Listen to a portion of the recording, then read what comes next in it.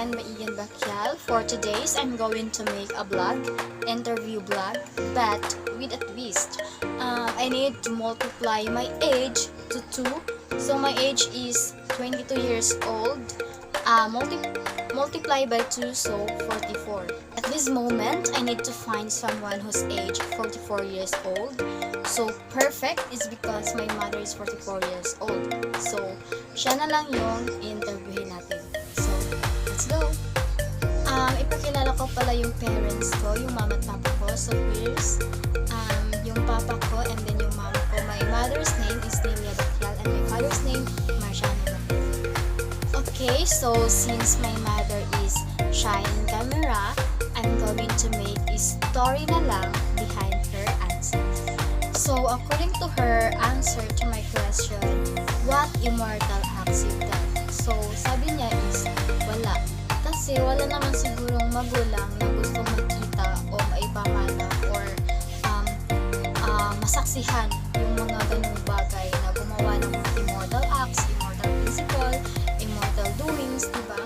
And of course, syempre, agree din ako doon kasi nakikita ko yung sarili ko sa my mom na hindi talaga nila gusto yung mga ganong bagay, which is, of course, kami is marami din kami mga kapatid, which is my mom is hindi rin niya gusto na makita yung mga or maipahamak yung ganong bagay to her children. Additionally, sabi niya rin pa na kung meron man is during yung mga kabataan pa niya, yung mga young which is totoo naman, may mga bagay na nagawa sila ng mga immortal acts which is lead to doing na nagpapahamak sa kanila.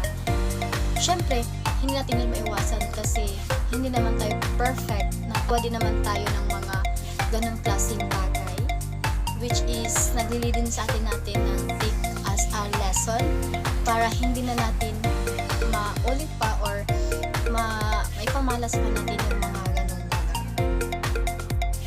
Furthermore, agree din ako doon, which is hindi talaga natin maiwasan yung mga ganong bagay, especially now in this generation, lalong-lalo na sa mga kabataan ngayon, diba, na ay nako, hindi talaga natin maiwasan, which is may mga ganun talaga, hindi natin yung ma-perfect, pero tinitake natin yun as a lesson to step forward and magiging bahagi na natin ng ating buhay.